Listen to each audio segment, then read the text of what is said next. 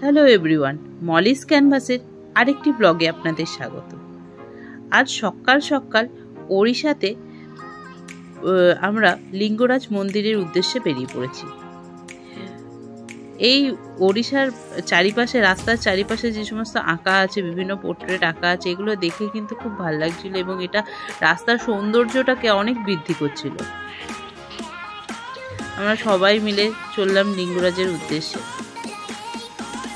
এবং যাওয়ার পথে এই যে রাইট সাইডে আমাদের পিপিলি গ্রাম পড়বে এবং এরপর সোজা চলে গিয়ে আমরা পেয়ে যাব লিঙ্গরাজ।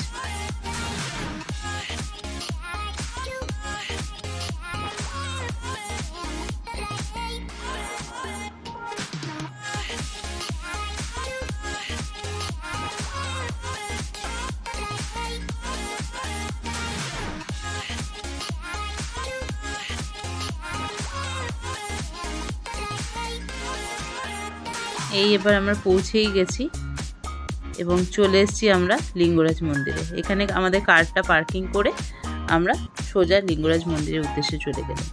এখানে বলে রাখি, এখানে হচ্ছে শিব বাবার যে আমরা নর্মাল শিব বাবার মূর্তি দেখে থাকি, এখানে হচ্ছে শিব বাবার মূর্তিটা হচ্ছে ফ্ল্যাট, লিঙ্গরাজের মূর্তিটা ফ্ল্যাট। এটাই হচ্ছে এখানকার বিশেষত্ব।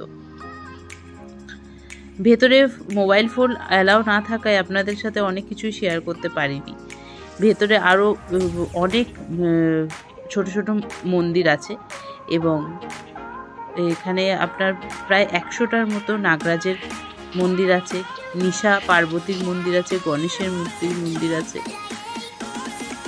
এই ভেতরে গিয়ে নিশা পার্বতীর মূর্তিটা আপনাকে মুগ্ধ করে দেবে।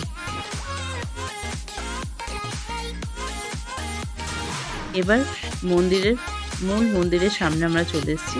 এই যে সাদা মতন, এটাই হচ্ছে মূল মন্দির এবং এটাই হচ্ছে এই রাস্তাটা দিয়েই আপনাদের মন্দিরের ফ্রন্ট সাইডটা আর কি।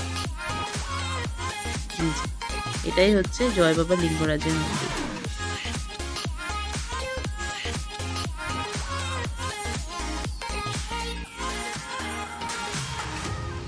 এখানে আমরা পাশেই দেখলাম রথ, সেই শুনে দেখে আমরা খুব অবাকই হয়েছিলাম, কিন্তু জানতে পারলাম এটা রামনবমীর দিন এই রথটা চালু হবে।